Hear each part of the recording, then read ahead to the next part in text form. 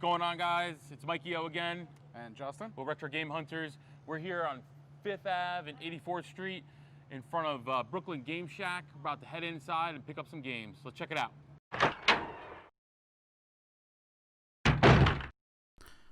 This video, we got to go into Brooklyn Game Shack, owned and operated by Lewis. This used to be Gotham City Games. Here's Lewis now, just kind of showing us the front of the store. It's got a few knickknacks here and there, some X-Men vs. Street Fighter toys, which is pretty awesome. I picked one of those up. And really, we're just going to kind of get straight to some of the games that he has in the store. So sit back and enjoy.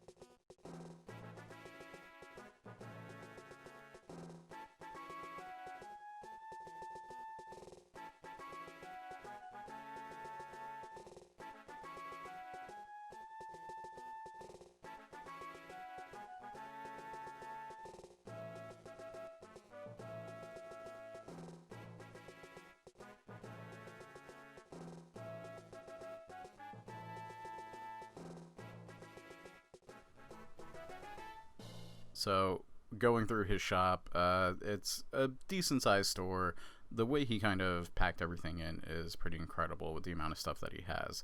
As you can see, we're kind of just zooming in on that, I believe it was like an 8 or 9 inch Sony PVM, which is pretty awesome. He was saying that he needs to get that recapped because it has a little bit of a jitter effect. Also on the wall, he has everything decorated from old video game box arts to Nintendo Power magazines. A lot of accessories for retro gaming in general, which is great. He also has that back wall over there, which is kind of just a bunch of DVDs. And his thought process behind that was that, you know, when a lot of parents come in, their kids are roaming around looking for video games and everything. And sometimes the parents actually just kind of pick up some DVDs. So I thought that was pretty interesting. Every box up here that you're seeing right now does have the console included into it. And he also has a few loose consoles as well. Lewis definitely has a pretty massive collection of video games in here. Everything is definitely fairly priced. You know, as you can see, we're going through some GameCube games here. Take a look at some Wii games and possibly one single Kenny doll and a giant Pokeball. Here's some of the Wii games right here. The good news is, if you ever need a copy of Call of Duty or My Sims, he has that, as you can plainly see right there. And now we have some Wii U games. And one thing that's coming up is he has a kind of a old school like CD booklet. You know, they used to like slide all your CDs into and listen to. I know I sound super old when I say that, but anyway, I thought this was really cool because I haven't seen this in any game stores, and really, it's nice because he has these booklets, pamphlets, manuals that are ready to just kind of purchase, that other people trade into them. And it's nice because when you go to yard sales or eBay, sometimes you just get the loose game, or you get the box without the manual and just the box and the game. So it's nice that you can kind of go up and, you know, buy these things. I definitely am going to purchase the Super Star Wars and Street Fighter one. So if you are watching this, please don't buy those. I want to buy them. They're mine. Yeah, I'm going to buy those. Don't buy those. Or buy them. And if you get there first. You know, first come, first serve. If you get it, good luck. I'm happy for you. I'm not. I'm angry. But with that being said, we were able to sit down with Lewis and ask him some questions. So enjoy.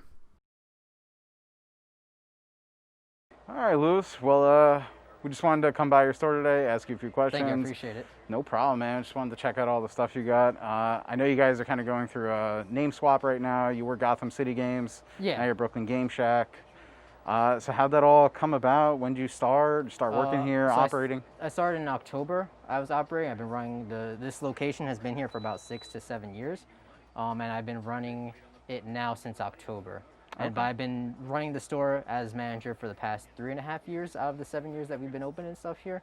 So I've been already doing everything that I know here and stuff, and just, we just moved on and everything, and ownership needed to change, so I stepped in and decided to buy the business. All right, awesome. What would you say you have the most inventory of around here? PS2, definitely. Definitely PS2 stuff comes in the most. I would say it's the most popular system. Yeah. So like there's always so many games in, and there's always so many systems sold. Like that's definitely like the most common one, and just because it could play PlayStation 1, so a lot of people like look for that system just to be able to play both at the same time.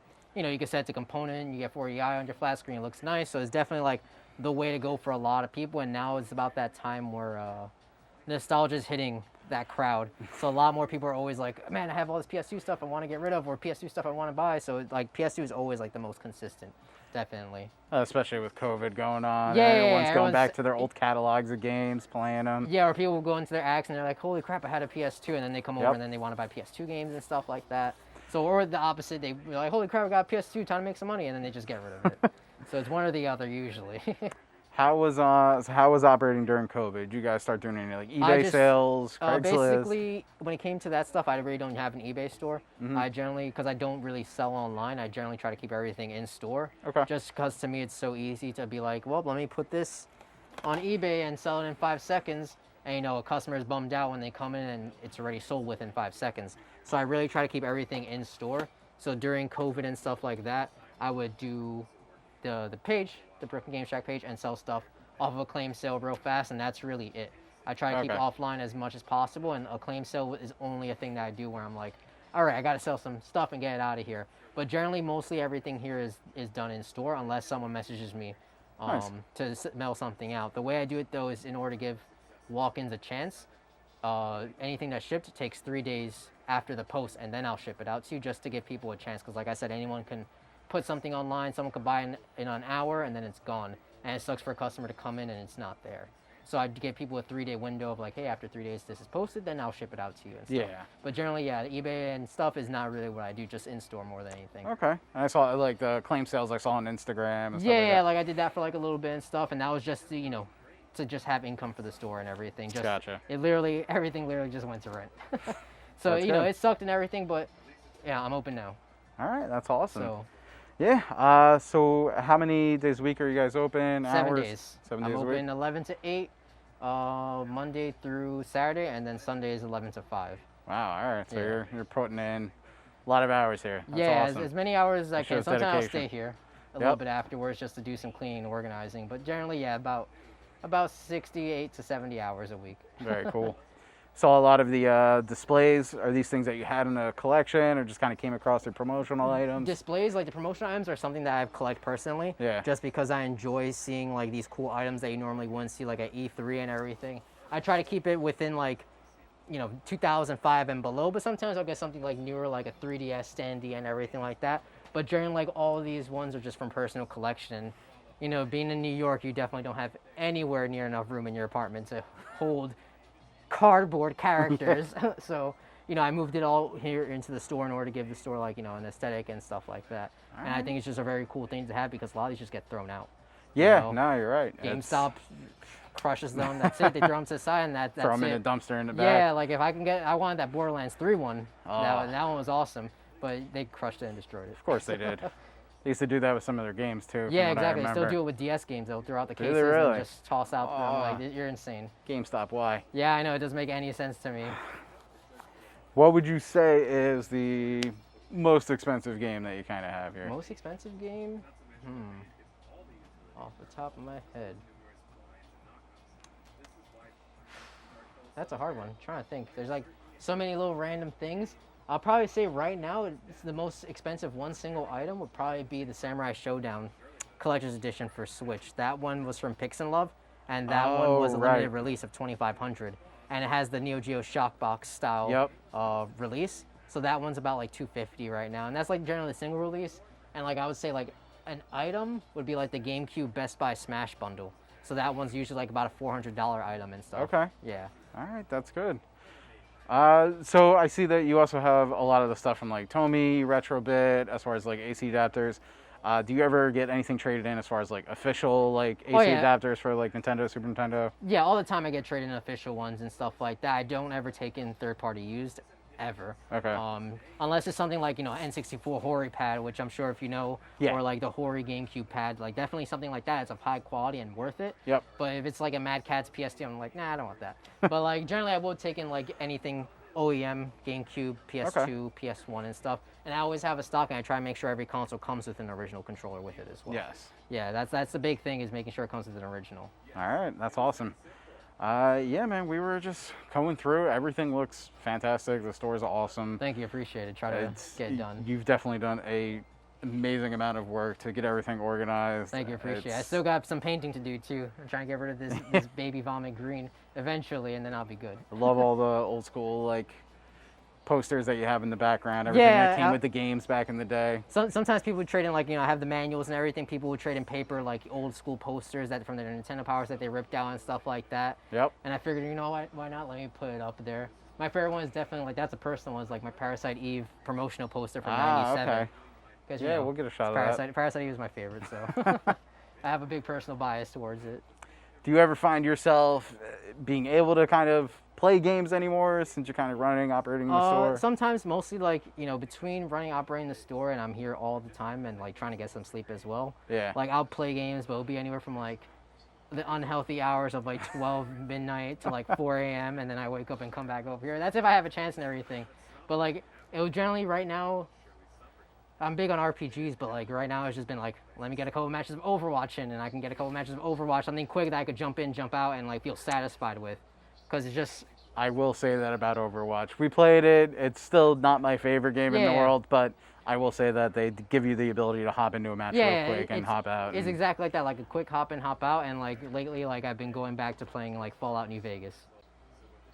So going back to how you got started and everything, I know earlier before we started filming this, you were mentioning you had a lot of friends that helped you out. So how was that process? How'd you go about moving everything into the store? Well, a lot of the stuff I was getting was like, a lot of it was my personal collection. So like stuff like Super Nintendo, Game Boy I was very, very big on. And I had like a big collection. I'm a psychopath when it comes to Game Boy. So like if it's a 2-player game, I'll buy 2 copies. If it's a 4-player, I'll buy 4 copies of it. Like I had a ton of leftover Game Boy stuff. And, you know, I got rid of a lot of that. And like a lot of my friends who had like PS3s, PS2s, old N64s, they helped donate. And they just gave me items to help support and everything. And then, you know, the first weeks here, they're helping me like put stuff back up, clean, organize, you know, do everything that like was needed and stuff. You know, even then, like everyone that I know really came through and like helped out. Like if it wasn't for my friends personally, I wouldn't be doing what I'm doing now, you know, especially because of like one friend having a car able to help me move stuff. One friend, you know, lives around the corner and was able to give me a ladder, just like little things like that everyone just culminated to like help me out, because they know I've been here for a while and they know this is like a passion of mine. So they all like, if it wasn't for the fact that they believed in what I can do, I wouldn't really be here at all. And I appreciate the fact that people actually believe that I can do this, because I have a very obvious passion for it. Like, you know, my house doesn't look exactly like this, but it looks pretty close sometimes. So it definitely did help a lot having that, and just honestly just having a simple life. Honestly, like I don't know what to spend money on sometimes, so I just save up my money a lot of the time. So that definitely helped.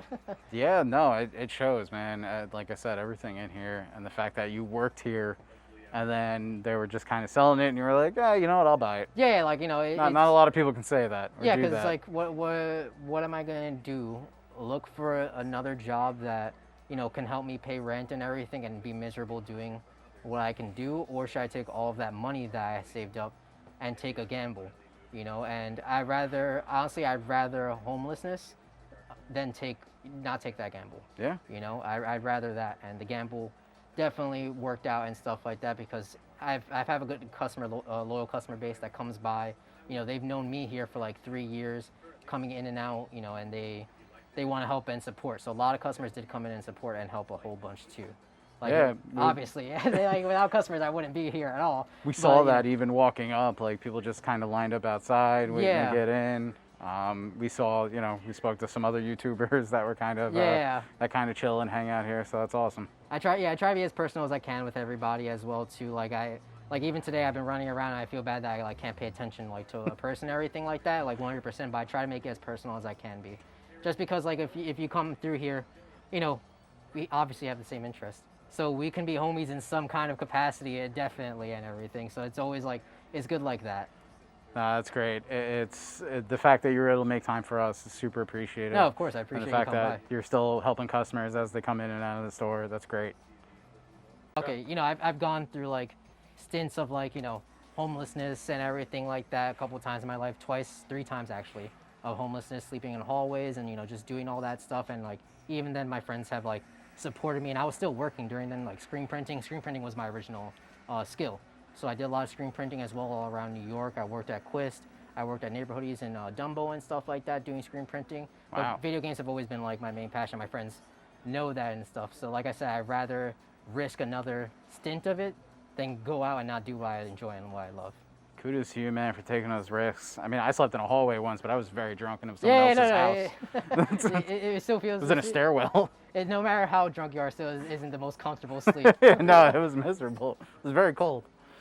Yeah, like a lot of that, you know, a lot of that culminated to this, and like honestly, I didn't think I would be doing any of this until like I was at least like 40. Like you know, like it's nice to not be rewarded, but it's nice to know that everything I did wasn't for naught. So it's nice knowing that and making that progress, and now I'm, you know, here doing what I love all the time. You know, a lot of my friends love video games, so it's also really makes getting a present so much easier, stuff like that. So it's nice being around. Well, it's nice that you set all this up, and it shows, because now you even have people like us walking in here and interviewing you for I appreciate it a ton. Stuff you're doing. So that's great. That's awesome. So with retro gaming where it is now, what would you say to the younger kids kind of coming up and experiencing retro gaming, and what has it meant to you all these years and continuing to still do this? For me, retro gaming means a lot of just like not just nostalgia, it's just the ease of play, the straightforwardness, the creativity in games. Because I'm not too sure how many people keep up with, like, you know, the game industry and stuff like that, but games are really expensive to make right now. And I feel like a lot of them outside of indie games don't warrant creativity. You know, you'll never find a game like Cubivore for the GameCube ever again released on a console. Games like Incredible Crisis, No One Can Stop Mr. Domino on PlayStation 1. Even random things like Torneco's Mystery Dungeon games. Those are games that are just lost to time, and they won't get re-releases. Even things like Tony Hawk. You know, Yeah. you can't re-release that without the licensed soundtrack. You're crazy. So like retro gaming does mean a lot of keeping all of that alive and keeping your items as yours. And I feel like when you keep with modern, I feel like a lot of it's like those updates and those downloads, they're not part of the disc. They're not part of the disc at all. That's going right to the hard drive. Yeah, it's going right to the hard drive. And in 10 years, when your hard drive busts and you want to turn it back on, PSN isn't going to turn on just for you. Nope. Definitely not. So like retro for me is like a lot of just being able to play it and enjoy a lot of it. And for people who are younger, people who are collecting, I say just open your mind and try out different things. There's a lot of people who are like, you know, around the age of 15, and like nothing wrong with Fortnite and Call of Duty at all, but it's definitely nice to expand your horizons and see like what creativity games can come up with. Like my first game was Rygar, and I think that game sucks. And you know, I love the hell out of it just because I gave it a try and everything. Then I moved on from like that to Karnov, and from Karnov to like Mighty Bomb Jack. Those are like my first games, and those games aren't anything great, but they're definitely something that kept me nostalgic and kept me going and wanting to continue on playing. And I feel these ones give you a different kind of satisfaction. Like even beating games like Oddworld, Abe's Odyssey gave me a ton of satisfaction when I like got the real ending and everything. And it's just sitting down and enjoying it, and enjoying the older generation of games like more than you can anything else, honestly. Guys, I just wanted to say thank you so much for watching this video. This means a lot to us. This was really our first attempt at doing this. We have tons more coming. We also were able to visit Brooklyn Video Game Store. So we have a kind of a sit down with Steve, the owner of that store, to ask him some questions. And that's what this is about, right? We want to go out. We want to show you guys the stores and just show the inventory, ask the questions, really talk to the owner, see how they got started. We think this is incredibly interesting in the gaming community and just a different take on things. So I know we had a lot of fun doing this. This was great being able to travel and just talk to these guys and other fellow YouTubers and everything. So I just thank you so much from the bottom of our hearts. So again, have a great day. Like and subscribe if you can. We super appreciate it. Thank you so much. Have a great day. Bye.